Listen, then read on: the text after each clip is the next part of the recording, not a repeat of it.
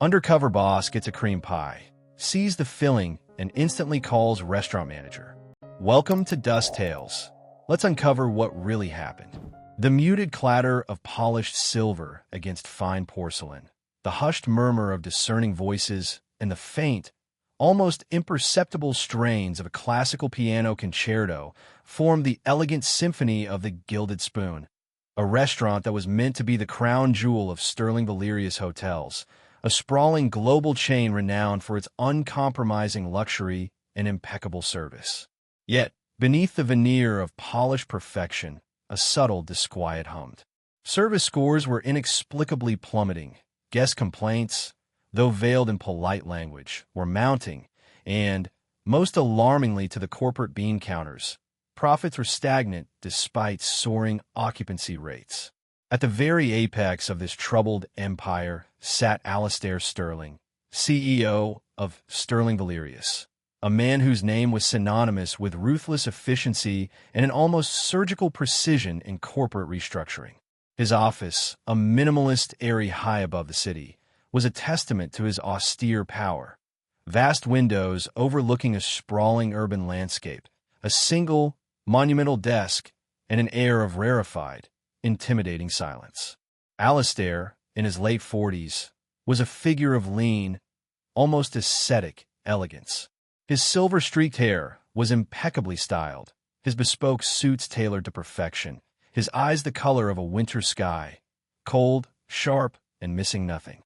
He was a man accustomed to control, to a world that bent to his will, a world where numbers were the only language that mattered, and emotions were a liability to be ruthlessly suppressed. Yet, despite his formidable intellect and his legions of highly paid analysts, the problem at the Gilded Spoon remained stubbornly intractable. Reports from regional management spoke of staffing inefficiencies, market pressures, and unrealistic guest expectations.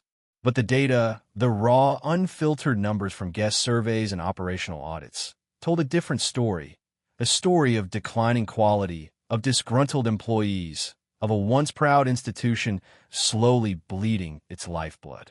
Alistair, a man who trusted data above all else, found the discrepancies unsettling.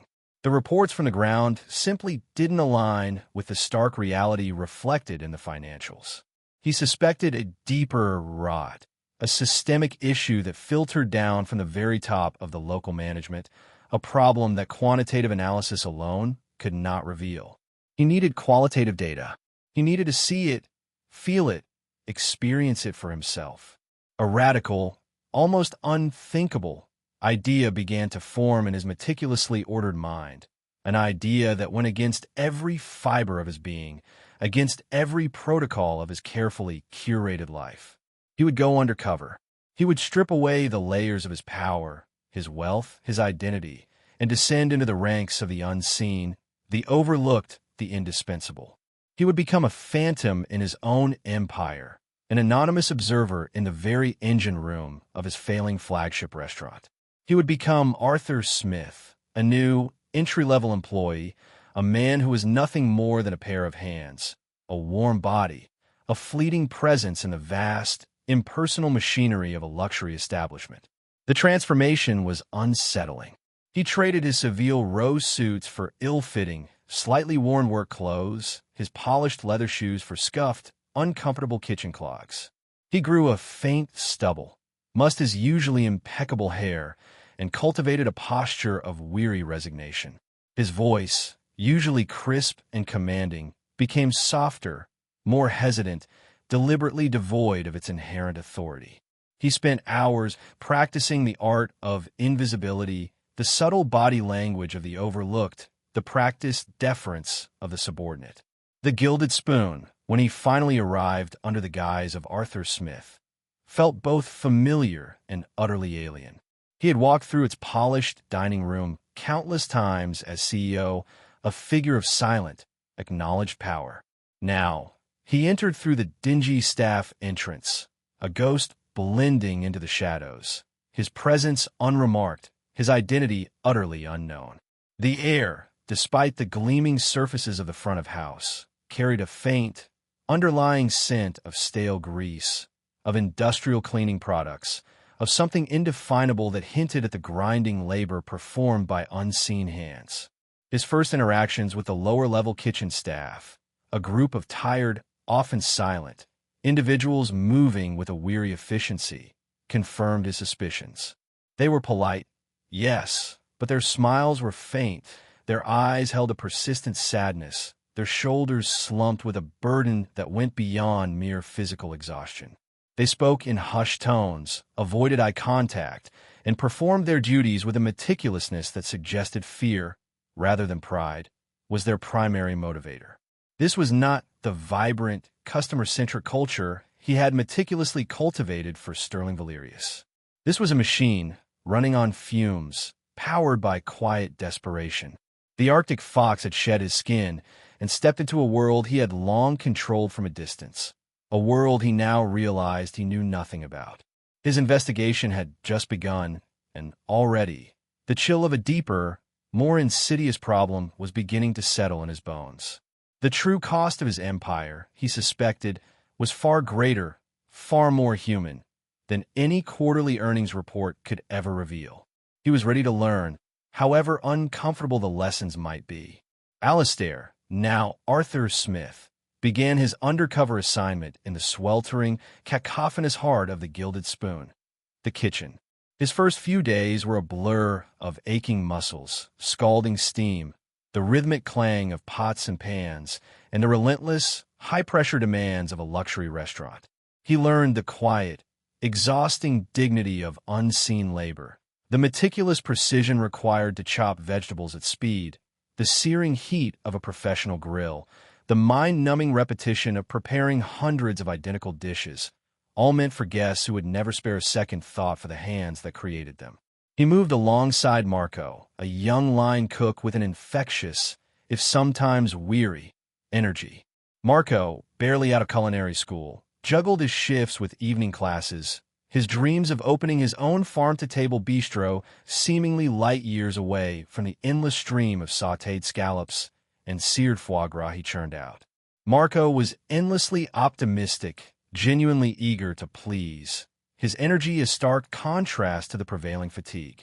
Arthur watched him interact with the head chef, a man named Antoine Dubois, his politeness unwavering even in the face of casual rudeness or dismissive indifference.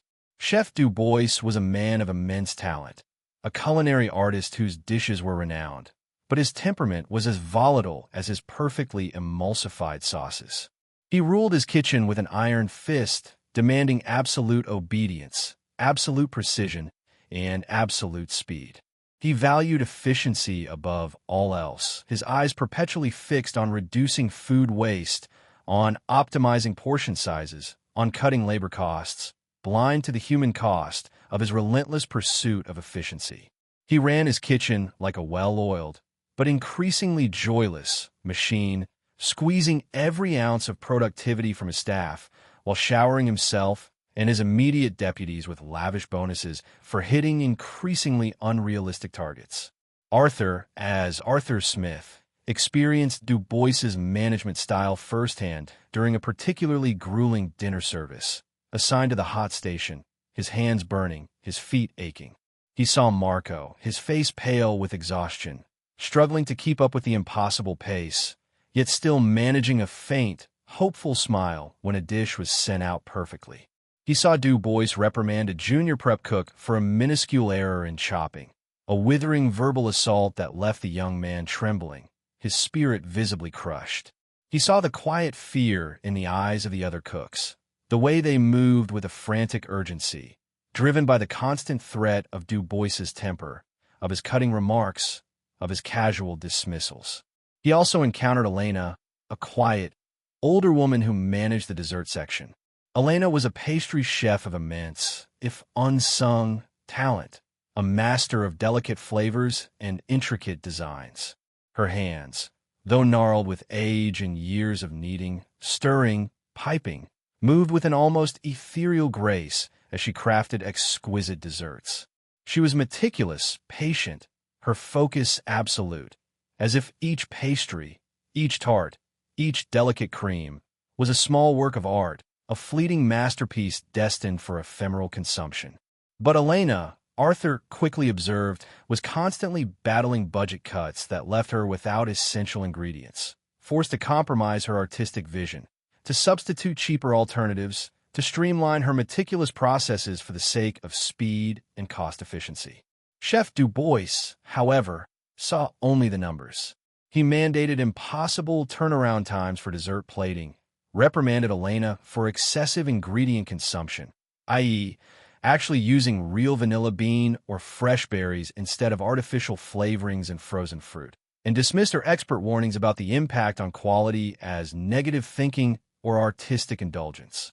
Arthur, working silently beside Elena, saw the quiet frustration, the sheer, weary exasperation in the older woman's eyes as she was forced to create her delicate creams with powdered substitutes, to mass-produce her exquisite tarts with assembly-line precision, knowing it was a compromise, knowing it was diluting the very essence of her craft, her passion. The more Arthur observed, the more the cold, hard data of service complaints began to make chilling sense. It wasn't a lack of effort from the kitchen staff.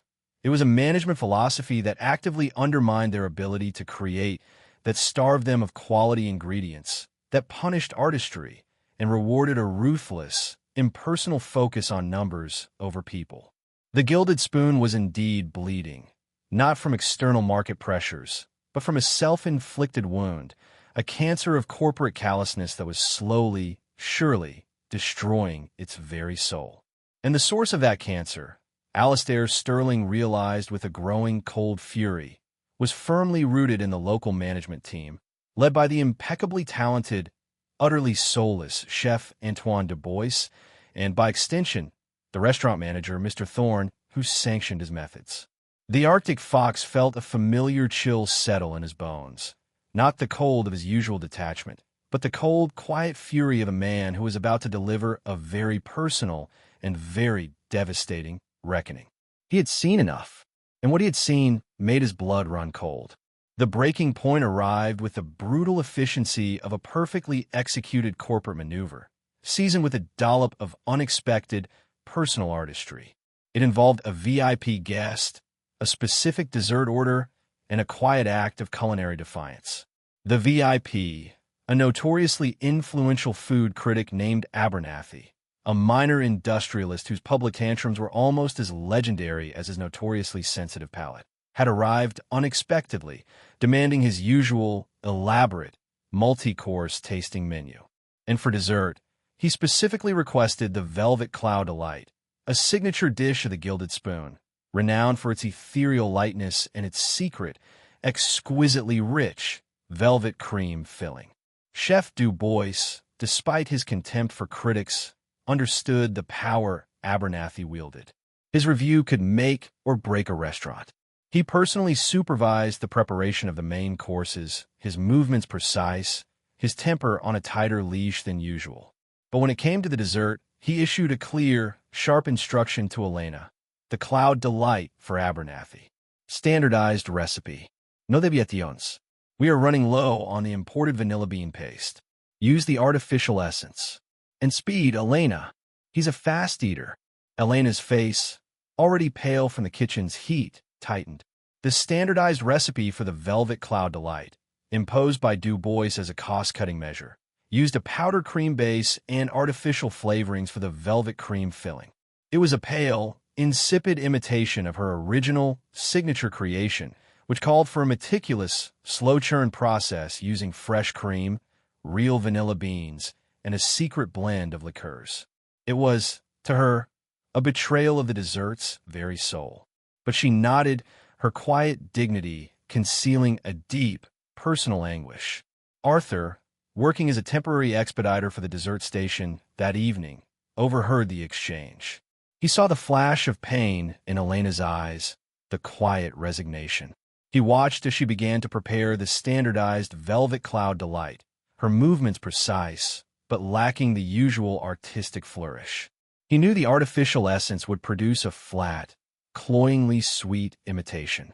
He knew Abernathy, with his discerning palate, would detect the compromise, and that the resulting review would be brutal. Just as Elena was about to pipe the artificial cream into the delicate pastry shells, her eyes caught Arthur's.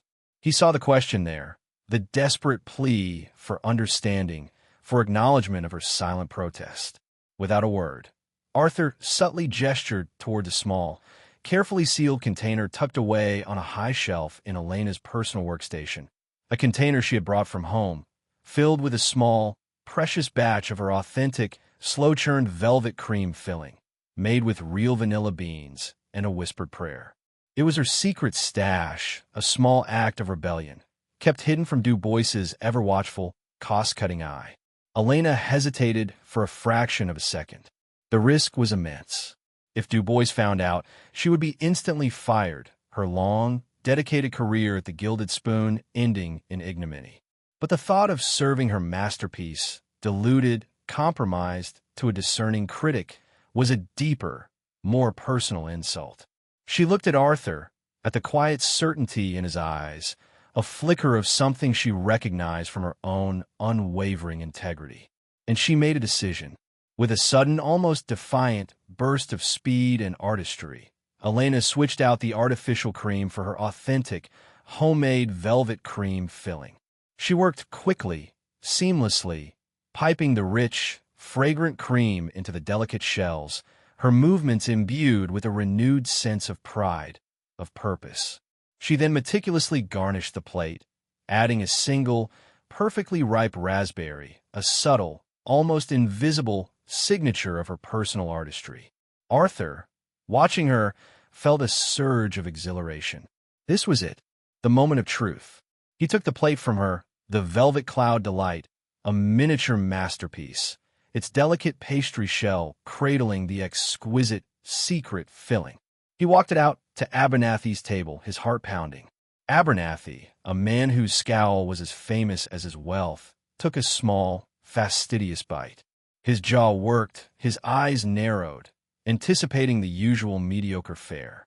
But then his expression softened. His eyes widened. A look of profound, almost childlike, pleasure spread across his face. He took another bite, and another. He polished off the entire dessert in a few blissful moments, then leaned back in his chair, a rare, beatific smile gracing his usually grim features. "Waiter," Abernathy boomed, his voice echoing through the dining room. That was sublime. That was poetry. That was the true Velvet Cloud Delight. The very essence of culinary perfection. Who made this? I must know. Arthur met his gaze, a quiet, almost imperceptible smile touching his lips. He saw the profound satisfaction in Abernathy's eyes, the dawning understanding of true quality. He looked from Abernathy to the dining room, then, almost instinctively, to the kitchen entrance, where Chef Du Bois was already emerging, a grim expression on his face, alerted by the critic's booming voice. This was it, the moment of truth. The battle had been won by a single, perfectly executed dessert, a secret filling that spoke volumes. Arthur reached into his pocket, pulled out his discreetly vibrating corporate-issue phone, the one he had deliberately kept concealed, and activated the direct line to the restaurant manager. With a single, decisive tap, he made the call. And then, he looked directly at Chef Du Bois, his expression one of icy, unyielding command. He knew he had just exposed himself, shattered his undercover identity. But the problem, the rot, the fundamental contempt for quality and the suppression of talent had now been laid bare. "Mr. Thorne," Alistair Sterling said, his voice ringing with a power that filled the dining room, cutting through the murmuring astonishment of the guests, "I require your immediate presence at Mr. Abernathy's table. And I suggest you bring Chef Du Bois with you. We have a great deal to discuss about the true nature of Velvet Cloud Delight and about the very definition of quality." The Arctic Fox had finally shed his disguise, and the reckoning for an entire complacent management team had just begun. The sudden, authoritative ring of the internal communication system, followed by Alistair Sterling's cold, commanding voice echoing through the dining room. "Mr. Thorne, I require your immediate presence." And Chef Du Bois sent shockwaves through the Gilded Spoon. The murmuring guests, initially delighted by Abernathy's rare display of satisfaction, now sat transfixed, a palpable tension seizing the air. Chef Du Bois, emerging from the kitchen, his face a mask of grim determination, froze mid-step, his eyes wide with a dawning, horrified comprehension. He looked at Arthur, the seemingly insignificant expediter, now standing tall, his posture radiating an authority that eclipsed the very chandeliers above. The meticulous disguise, the ill-fitting clothes, the humble demeanor, all melted away, revealing the unyielding, formidable presence of Alistair Sterling, CEO of Sterling Valerius Hotels. His glacial eyes, now stripped of their feigned neutrality, fixed on Chef Du Bois with an intensity that promised a reckoning. Restaurant manager Thorne, alerted by the urgent buzz of his internal comms, rushed into the dining room, his face a mask of bewildered annoyance. He stopped short, his eyes widening in disbelief as he saw Alistair Sterling, his CEO, standing not in the reception area, but by Abernathy's table, still holding the pristine, empty dessert plate. The silent, terrified figures of Chef Du Bois and a pale, trembling Elena, the pastry chef, completed the tableau. "Mr. Sterling," Thorne stammered, his voice thick with a mixture of shock and sheer terror. "Sir, what is the meaning of this? Why are you—" Alistair Sterling cut him off with a single dismissive wave of his hand. His gaze, colder than any Arctic wind, swept over Thorne, then settled on Chef Du Bois. "The meaning, Mr. Thorne," Alistair Sterling said, his voice low, controlled, but resonating with an icy fury that silenced every whisper in the room, "is quite simple. It is the meaning of quality, the meaning of integrity, and the meaning of utter, abysmal managerial failure." He held up the empty dessert plate, its pristine surface a stark contrast to the metaphorical rot he was about to expose. "Mr. Abernathy," Alistair said, addressing the food critic, whose expression was now a mixture of profound satisfaction and bewildered intrigue, "has just consumed the finest velvet cloud delight he has ever tasted. A dish, Chef Du Bois," Alistair's gaze drilled into the head chef, "that according to your rigid cost-cutting directives should have been an insipid, artificially flavored imitation of its former self. Am I correct?" Chef Du Bois's face was ashen. He opened his mouth, a strangled sound escaping him, a desperate attempt to deny, to defend, to deflect. But no coherent words formed. He could only stand there, trembling, his carefully constructed culinary empire collapsing around him. "Indeed," Alistair continued, his voice gaining a dangerous edge. "For weeks I have observed. I have listened. I have, as Arthur Smith, experienced firsthand the pervasive culture of fear, of demoralization, of systemic neglect that you, Chef Du Bois, and you, Mr. Thorne, have meticulously cultivated within this establishment. I have witnessed how quality has been sacrificed for the sake of arbitrary cost-cutting, how true artistry has been stifled for the sake of efficiency, how dedicated professionals, like Elena here," he gestured towards the trembling pastry chef, "have been forced to compromise their craft, to dilute their passion, to create a hollow imitation of their true potential." He looked at Elena, his expression softening almost imperceptibly, a silent gesture of recognition. But tonight, Alistair's voice hardened, turning back to Thorne and Du Bois. Tonight, through a remarkable act of defiance and unwavering commitment to excellence, Elena chose not to compromise. She chose to honor her craft. She chose to give Mr. Abernathy, and by extension, the Gilded Spoon, a taste of true quality, a taste of authenticity, a taste of her very soul, manifested in a single exquisite velvet cream filling. His gaze returned to the two stunned, terrified men before him. "And you, Mr. Thorne, you, who were responsible for overseeing this decline, you, who prioritize your own bonuses over the integrity of this establishment, you, who allowed a man like Chef Du Bois to systematically dismantle the very essence of what makes a luxury restaurant truly luxurious. Not just the opulent decor, but the quality of its food, the passion of its people, the soul that permeates every dish. Alistair took a single, deliberate step forward, his voice dropping to a low, chilling growl. "I have heard your reports, Mr. Thorne. I have read your spreadsheets. But tonight I have tasted the truth. And the truth, gentlemen, is a bitter pill indeed." He paused, letting the full weight of his words sink in, letting the terror in their eyes reach its crescendo. "Therefore, Chef Antoine Dubois and Mr. Julian Thorne, your services are, effective immediately, no longer required. You are terminated. Clean out your offices. You will be escorted from the premises." The words, delivered with a cold, surgical precision, landed with the force of a death knell. Dubois's jaw dropped, his face a picture of utter disbelief, then raw, unadulterated terror. Thorne swayed on his feet, his usually impeccably composed facade cracking, revealing a glimpse of the panicked, desperate man beneath. Alistair Sterling did not wait for a response. He turned, his gaze sweeping over Elena, then over the silent, astonished faces of the remaining kitchen staff who had slowly, tentatively, emerged from the kitchen entrance, drawn by the CEO's booming voice. He offered Elena a faint, almost imperceptible nod of acknowledgement, a silent promise of vindication, of recognition. "Ms. Holloway," Alistair Sterling said, his voice now calm, collected, addressing his formidable executive assistant, who had entered the dining room at the sound of his unwavering pronouncements, her own face reflecting a profound, if carefully controlled, satisfaction. "Please ensure that the necessary protocols are immediately initiated, and inform Mr. Vance, the global head of HR, that I require his presence here at the Gilded Spoon first thing tomorrow morning. We have a great deal of work to do, work that involves rebuilding, and the very careful selection of new leadership. Leadership that understands the true meaning of quality and the true value of people."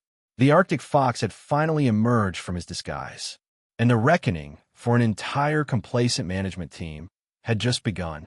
The culinary world, though it didn't know it yet, was about to witness a profound and utterly delicious revolution. The immediate aftermath of the dramatic firings at the Gilded Spoon was a whirlwind of controlled chaos, quickly followed by a profound, almost palpable, sense of liberation among the restaurant staff.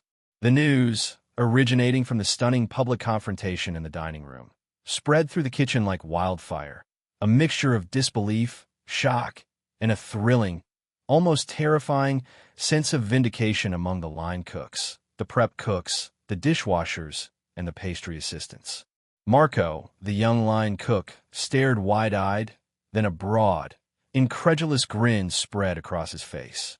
Elena, the pastry chef, trembled, tears of profound relief streaming down her face, her hands, accustomed to the delicate precision of her craft, now simply clasped tightly in an almost prayer-like gesture. Marcus Vance, the global head of HR for Sterling Valerius, arrived first thing the next morning, his face a mask of grim determination as he absorbed Alistair Sterling's terse, precise briefing.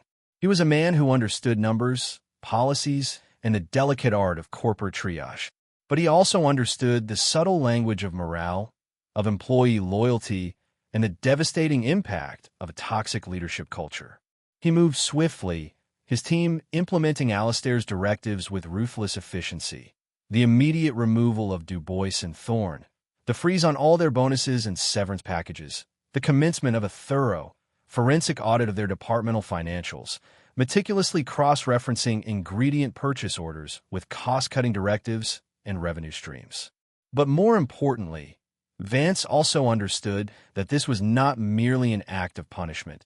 It was an opportunity for profound corporate redemption. Alistair Sterling, shedding the last vestiges of his Arthur Smith persona, addressed the entire staff of the Gilded Spoon in the main dining room. The atmosphere was a mixture of tense anticipation and a palpable, almost disbelieving, hope. He did not mince words. He explained his undercover mission, his voice calm, resolute, devoid of apology for the deception, but filled with a raw, undeniable truth. He spoke of the reports he had read, of the managers he had trusted, of the systemic failures he had allowed to fester under his watch. And then, his voice softening, imbued with a profound sincerity that brought tears to the eyes of many, he spoke of what he had truly seen. "I saw dedicated people," Alistair said, his gaze sweeping over the assembled employees. Line cooks, prep cooks, dishwashers, servers, cleaning staff, and the pastry team. The invisible army who made the Gilded Spoon function. "I saw people working tirelessly, often with insufficient resources, battling impossible odds, all to provide the kind of culinary experience that bears our name." He singled out individuals by name. "I saw Elena," he said, his gaze settling on the quietly weeping pastry chef, whose artistry was stifled, whose integrity was questioned, whose decades of dedication were dismissed, yet who, at great personal risk, chose to deliver true quality. "I saw Marco, whose youthful enthusiasm and genuine desire to create were suffocated by arbitrary rules, yet who continued to produce culinary excellence every single day. I saw the relentless grind that many of you endure, the passion that is slowly, systematically eroded by short-sighted management decisions." His voice resonated with a new, quiet power, a power rooted not in dominance, but in recognition, in empathy. "You," he said, his gaze encompassing them all, "are the true heart of this restaurant. You are the Gilded Spoon. And I, as your CEO, failed you. I allowed a culture of fear, of disrespect, of short-sighted greed to take root. For that, I offer you my profound, unreserved apology." A ripple of stunned silence, then a wave of emotion, raw and overwhelming, swept through the dining room. Tears flowed freely. Quiet sobs, deep sighs of relief, punctuated the air. It was the sound of burdens being lifted, of invisible labor finally being seen, of long-suppressed frustrations finally finding release. "But today," Alistair continued, his voice firm, resolute, "that changes. We will rebuild this restaurant. We will restore its soul, and we will do it together. Starting today, we will implement new policies. Fairer wages, proper stuffing, adequate resources, a bonus structure that rewards true culinary artistry, true dedication, not just arbitrary numbers, and a culture of respect, of transparency, of genuine collaboration. Every voice will be heard. Every concern will be addressed. Your well-being, your dignity, your contributions will be paramount." Then came the pronouncements that cemented the seismic shift. Elena, her eyes wide with disbelief and unshed tears, was promoted to executive pastry chef for the entire Sterling Valerius Hotels chain, with a mandate to rebuild the dessert programs across all properties from the ground up, to champion quality, to restore the art of pastry. Marco, the earnest line cook, was offered a position as head of culinary innovation for the Gilded Spoon, a role that would directly leverage his passion for fresh ingredients and his insightful observations to redefine the restaurant's menu, to infuse it with true artistry. Other dedicated staff were recognized and empowered, their long-overlooked talents finally brought to the forefront. The news was met with a thunderous ovation, a spontaneous eruption of cheers, of applause, of heartfelt relief that filled the dining room, echoing with the sound of a new, more hopeful future being born. Alistair Sterling, once the cold, unfeeling Arctic fox, stood amidst the emotional outpouring, a silent, humble witness to the profound impact of his belated but undeniably genuine human connection. He saw the tears, the smiles, the dawning hope in the eyes of his employees, and for the first time in a very long time, he felt not the satisfaction of a corporate conquest, but the quiet, profound, and deeply fulfilling warmth of a truly human victory. The Gilded Spoon was about to become truly gilded again, not just in name, but in its very soul. The transformation of the Gilded Spoon under Alistair Sterling's new leadership was not just a corporate turnaround. It was a culinary renaissance, a profound cultural shift that resonated through every aspect of the restaurant, from the gleaming kitchen to the hushed dining room. The rigid, fear-based hierarchy that Chef Du Bois and manager Thorne had cultivated was systematically dismantled, replaced by a philosophy rooted in respect, empathy, and employee empowerment. News of the dramatic changes and the astonishing story of Alistair Sterling's undercover mission spread throughout the entire Sterling Valerius Hotels chain, becoming a quiet legend, a modern fable of corporate redemption. Alistair no longer operated from his ivory tower, detached from the ground-level realities of his business. He instituted a new corporate philosophy, culinary excellence, rooted in humanity, a stark contrast to his previous, more numbers-driven approach. He began making unannounced visits to kitchens across the chain, not as a remote, intimidating CEO, but as a listener, a learner, a champion of his employees. He held open-door sessions with kitchen staff at all levels, genuinely soliciting their feedback, their concerns, their culinary ideas. He empowered chefs and managers, like the newly appointed Elena at the Gilded Spoon, to foster a culture of trust and transparency within their departments, to prioritize staff well-being, to reward genuine artistry and guest satisfaction rather than just hitting arbitrary metrics. Elena, now operating with authority and a newfound confidence, became a powerful advocate for her team and for the art of pastry.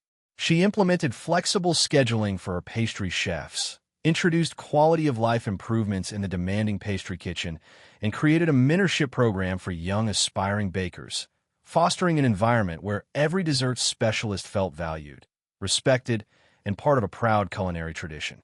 Her department, once a symbol of grueling, anonymous labor, became a model of efficiency, professionalism, and genuine artistry, leading to a dramatic improvement in dessert quality across all Sterling Valerius properties. Marco, the earnest line cook, now thrived in his role as head of culinary innovation for the Gilded Spoon. His natural passion for fresh ingredients and his insightful observations, once dismissed as artistic indulgence, were now celebrated. He spearheaded initiatives like incorporating local, seasonal produce into the menu, developing innovative new dishes that pushed culinary boundaries, and establishing strong relationships with local farmers and suppliers, leading to a palpable shift in the restaurant's menu, infusing it with true artistry and a vibrant, authentic flavor. Jorge, the seasoned maintenance chief from a previous, equally transformative tale in Alistair's corporate lore, ensured the kitchens were always equipped with the best, most reliable equipment, his preventative maintenance strategies ensuring seamless operation and minimizing frustrating breakdowns. The tangible results were undeniable. Culinary scores at the Gilded Spoon, and gradually across the entire chain, soared. Guest satisfaction reached unprecedented levels, with diners raving not just about the luxurious ambience, but about the unparalleled quality of the food, the passion evident in every dish, and the genuine warmth of the staff.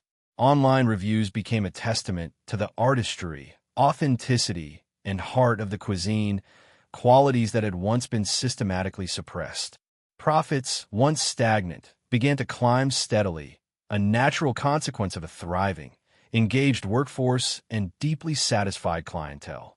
The industry watched in astonishment, trying to decipher Sterling Valerius's secret.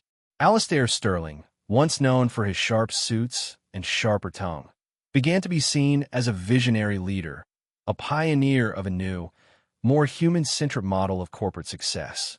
He gave interviews, not about financial conquests, but about the profound importance of listening to the quiet voices in the kitchen, of seeing the unseen artistry, of investing in the humanity of your enterprise. He spoke, with genuine humility, of his own journey, of the lessons he had learned while disguised as Arthur Smith, of the quiet heroes who had reminded him that true value lay not in numbers alone, but in the dignity of every individual, in the passion of their craft, in the immeasurable currency of human connection. His personal transformation was perhaps the most profound. The hollowness in his eyes, the perpetual tension in his jaw, gradually receded, replaced by a quiet contentment, a newfound sense of purpose that went beyond mere profit.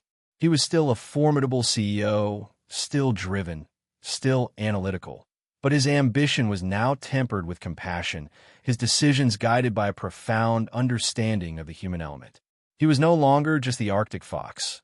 He was Alistair Sterling, a leader who had learned to lead with his heart as well as his head, a man who had rediscovered his own humanity in the most unexpected of places, thanks to the quiet courage and unwavering integrity of the very people he had once overlooked.